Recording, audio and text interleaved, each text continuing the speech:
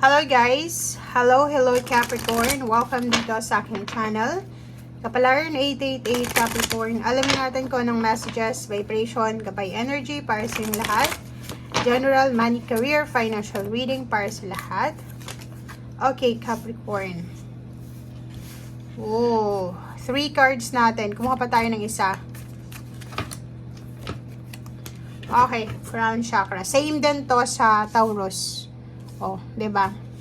Nakikita mo dito, panoorin mo Capricorn yung Taurus kasi pwedeng in a relationship ka sa Taurus na yun lang yung parang masyado kayo nakafocus sa emotional nyo, hindi masyadong nakafocus sa financial.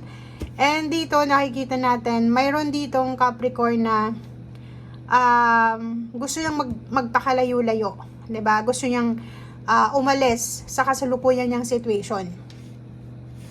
Kung makikita mo dito, siguro nasa 5 of Swords to eh.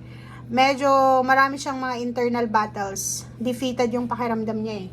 Diba? Mga internal battles siya, ibig sabihin, ang dami-dami niyang mga iniisip na negative regarding sa money, regarding career, or hindi niya alam kung ano yung mga susunod niyang steps, actions regarding sa pera, or hindi niya alam, parang confused siya, or wala, parang iniisip niya na mali ata itong napasukan ko.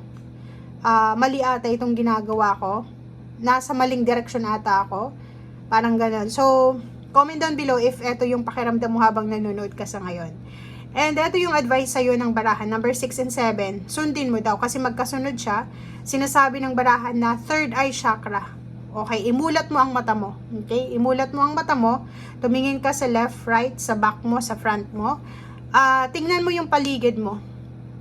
Yung stagnation na nararamdaman mo dito, tanungin mo yung sarili mo, may paraan ba? May labasan ba dyan? May pinto ba palabas dyan sa stagnation na yan? Sa restrictions na yan na nangyayari sa buhay mo? Like for example, may mga problema ka sa financial. May rason ba na, may paraan ba para makaalis ka dyan? Or wala? Kung may rason para makaalis, third eye chakra, hanapin mo yan. Diba? Hanapin mo yung balanse, hanapin mo yung clarity, hanapin mo yung daan palabas dyan sa situation mo para makahinga ka ng malalim. Kasi once na nakalabas ka na dyan, parang ganun lang, diba? Parang ganun lang yung mararamdaman mo.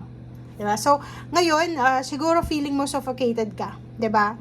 And, emotional withdrawal, ang iyong financial is apektado ng relationship mo. It's either in a relationship ka sa isang napaka-toxic na ugali, napaka-silosa, or medyo controlling, domineering, or kung ano ba man ang klase ng ugali niya.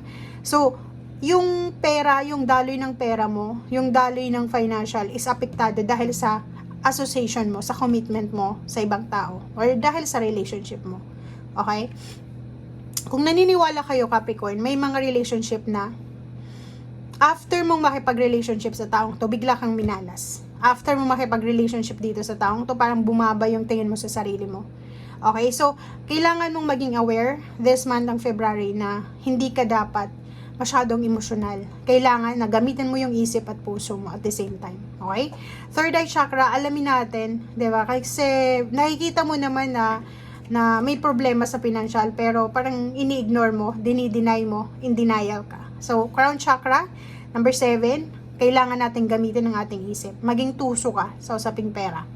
O ibig sabihin yan, huwag kang masyadong emosyonal. Huwag masyadong emosyonal. Kasi sa pera guys, kahit negosyo, trabaho, or kung ano pa man, hindi ka dapat nagiging emosyonal. Kasi once na naging emosyonal ka, magiging talo ka.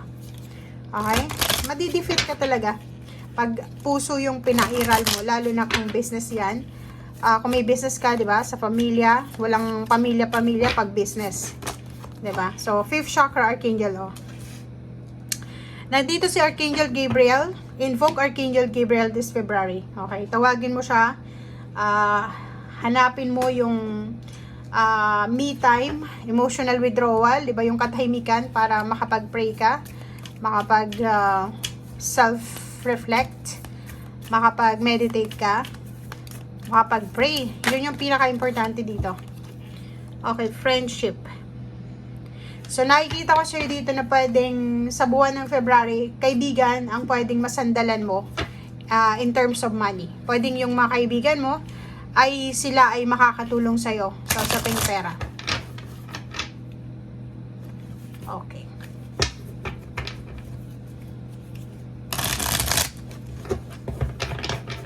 And itong friendship na to, pwedeng commitment to. Negosyo or collaboration, attachment na pwedeng may involved na salapi.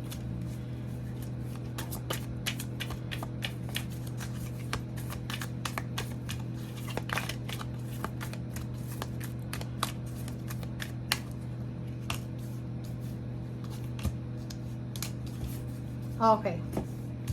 So, meron tayo ditong page of, yun, 'di ba? So, nakikita natin dito, Capricorn, isang kaibigan or isang kakilala ang posibleng mag-o-offer sa'yo ng trabaho. Pero, ang trabaho ito, kailangan mong mag-travel, kailangan mong lumayo, kailangan mong hanapin ito dahil hindi ito sa lugar kung nasan ka sa ngayon. So, kung ang lugar na naandyan ka is stagnant, na parang feeling mo, walang nangyayari na-imagine mo yung yung stagnant na water na walang, hindi siya dumadaloy. So, parang ganun ito.